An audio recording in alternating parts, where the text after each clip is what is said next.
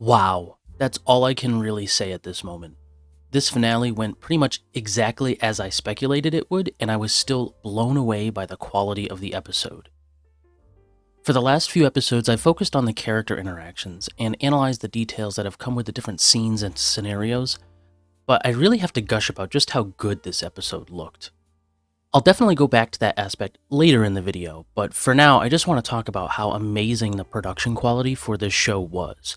This episode in particular feels like they spent extra care and attention on it. I talked a lot about the quality of the animation in the early episodes because of how good it was and how much it stood out. However, for a TV production, I think it's pretty unrealistic to expect that on a weekly basis. In previous episodes, they always made sure to put one or two very high quality scenes or shots that would stand out above the rest. The scene in episode 7 with Erika playing the piano is the first that comes to mind. The rest of the show just fell into normal quality. That's not a knock on the show or anything. If anything, it shows that the production staff knew what they were doing and prioritized the right moments. I bring this up because this episode really feels like they prioritized the entire thing and not just the dance performance from Akebi herself. I really felt the passion behind the scenes and the attention to the little details from this show. Speaking of Akebi's dance performance, let's take a look at that for a moment. We got a little bit of a setup for that in last week's episode, and a lot of the themes that were in this episode were also present last week as well. This time, it's deliberately more prominent, however. We actually start off with the athletics festival already completed, and Akebi is changing out of her cheer uniform back into her regular sailor uniform. She is preparing to go on stage for her dance performance. At first, I thought the entrance was a little awkward because of the silence between the lines during her introduction, but when Akebi walks out there and notes how she can't hear anything and how it feels like she's underwater, I completely related to that. I've only been up on stage a few times in my life, but that feeling of the world warping around you and everything else being drowned out due to nervousness is something I have personally experienced. To see the stark contrast as the world livens up when Erika also steps onto the stage was fantastic. You could feel Akebi's genuine surprise, but then also her happiness when she realizes that Erika will be the one to play the accompaniment on the piano for her.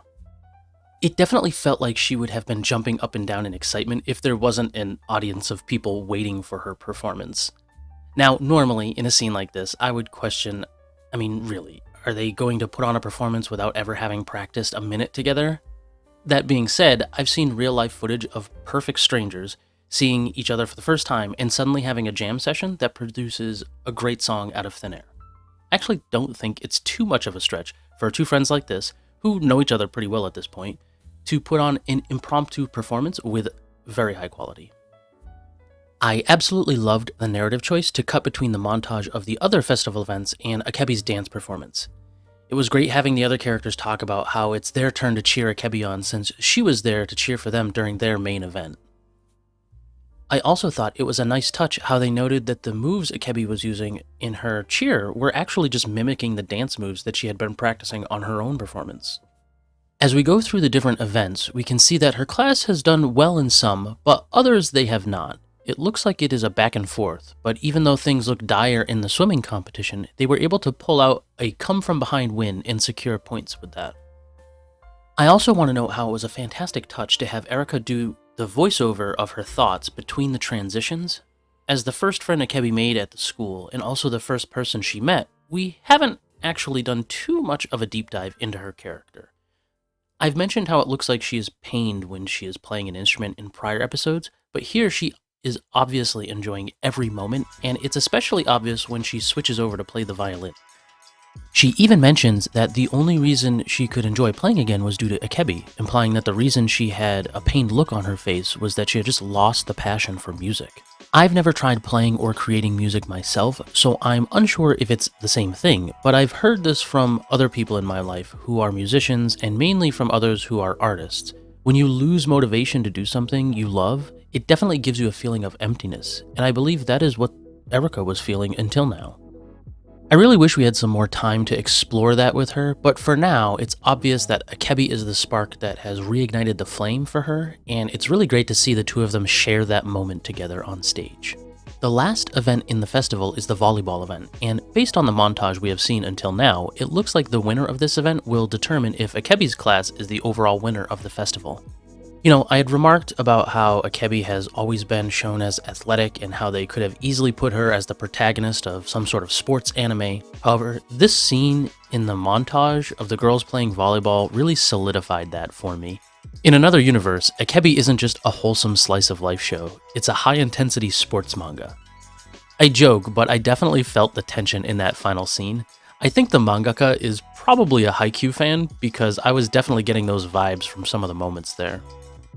This was especially true for the moment where Akebi took a pretty nasty fall when diving for the ball, but stands up with the bloody nose and a look of determination, all the while we still have the music of her performance going on in the background. This culminates perfectly by actually tying into the moment Akebi is on stage. Basically, Akebi is hyping herself up to pull off the back handspring. If you remember correctly, this is the same back handspring that we actually saw her fail to do in the first episode, where she didn't land properly and fell into the stream. This time, however, she has the confidence installed from her friends and also the confidence from the fact that she was able to pull off a perfect spike to get the winning point for her team in the volleyball match. The smash cut to show her landing after the big spike for the match and then her landing the back handspring on the stage was masterful. Akebi and Erika take a bow and we are shown the chalkboard in the classroom where we get confirmation that Akebi's class were the victors of the athletics festival.